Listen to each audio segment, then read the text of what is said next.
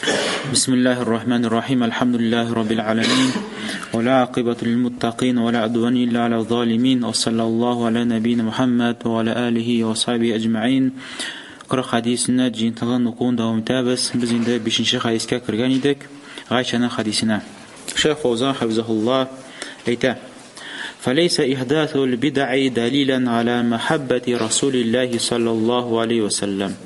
أي بزود كان درستا قلدق شوشو مسألة عند الشيخ فوزان إسكاتشرده نشيك منا كشلر وتكرلر مولدنا هم أيتلر مولدنا وتكرو وإن پیغمبر صلى الله عليه وسلم يراتوها كرسته. Onların aytığınca agar da kişi mevlidni o'tkazarkan, payg'ambarimizning tug'an kuni o'tkazarkan, hali ul bilgisiz, shayt payg'ambarimizning tug'an kuni bilgisiz. Subhanallah. Qo'yin topganlar u kunin tarix bitlarında yo'q andi data payg'ambarimizning tug'an kuni. Yo'q andi, yo'q.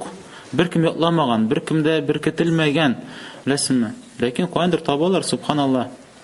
Ham bu bizga ko'rsatadi, agar da mana sahabalar payg'ambarimiz sallallohu alayhi vasallam tug'an kunining datasini yo'qlamaganlar, shab yo'qlamaganlar bit. Bir kerak datalar ista qolgan shab yo'qlanib kelingan. Mana qachon Ramazon oyida roza farz bo'ldi, qachon namoz farz bo'lindi, nindi zamonda, nindi vaqtda, nindi hijriy yilni,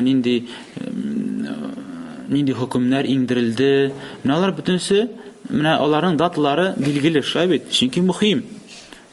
Onu yo'qlaganlar, onu hadislarda keltirarlar.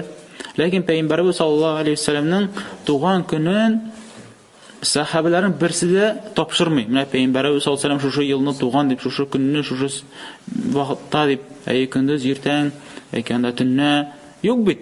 Ni için yo'qlamaganlar? Çünkü kerak to'g'ri yo'qlav. Onda bir ninde ta'sir yo'q, onda bir ninde kishilikka foyda yo'q. Agar da anda foyda bulsa onun tug'an kunining datasini yo'qlab qolarlar edi, yozib berirlar edi, yetkirlar edi, hadislarda erishtirlar edi bizga, shayt. Ular nindi kun o'tkazarlar, kim bilgan nindi kun o'tkazarlar. Yara muhim.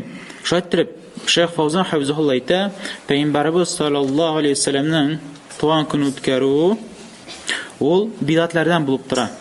Ham bidatlarni ishlav u bir dalil tugul payg'ambarimizni yaratuga. Kirisincha bu dalil bo'lib turadi. Sen payg'ambarni yaratmaysan. Sen payg'ambarni hurmat etmaysan. Kirisincha shuni ko'rsatadi. Agar sen shinabda payg'ambarimizni yaratsang, sen payg'ambarning sunnatini to'g'ritir eding. Payg'ambarning sunnatini ko'tarir eding. Andin to'g'ritir eding, sunnatini to'g'ritir eding. Agar da sen bidatlarni to'g'ritasan ekan, sen endi ko'rsata bu, nechuk sen payg'ambarni hurmat etmaysan.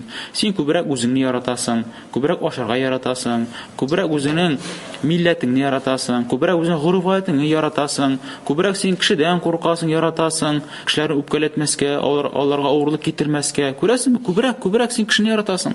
Bilasizmi? Payg'ambarimizni tugul. Agar payg'ambarimiz ko'proq yaratgan bo'lsan, sen bir nechta bidatlar qilib bermasang. Chunki bidat shunday bir ul sunnatni o'tira. Chunki bidat ul bulagina osilib qolmay, ul bidat kelaykan, ul o'zining o'rnida bo'lgan sunnatni olib ota. Mana shulay. Sunnat yo'qashiga ekan, sunnat o'rnida bidat kelar. Ko'rasiz, bidat kelaykan, sunnat ketib bora. Agar sunnat kelaykan, bidat ketib bora. Agar sunnat kelaykan, bidat ketib bora. Mana o'rin bo'sh bo'lib qolmay. Shunda shayx aytdi, mana payg'ambarimiz yaratuvni ul dalil bo'lmay bir nechikda bidatlarni ishlav. Bal zalika dalilun ala bughdihi. Mana kirisincha dalil bo'lib tura payg'ambarimizni yaratmoqlikqa. Lianna man kana yuhibbu rasululloh sallallohu alayhi vasallam fa innahu yattabi'uhu. Chunki agarda kimda kim shinnabda payg'ambarimizni yarata ekan, ul payg'ambarga iyara. O payg'ambarimiz sallallohu alayhi vasallamga iyara. Va la yukhalifuhu, anga qarshi kelmay. Va la yuhdithul bid'a, ham bidatlar ulab topmay. Qala sha'ir, inchiq shoir ayta o'zining she'rlarida: "Law kana hubbuka sadiqan la ata'tahu, innal muhibba liman yuhibbul muti'."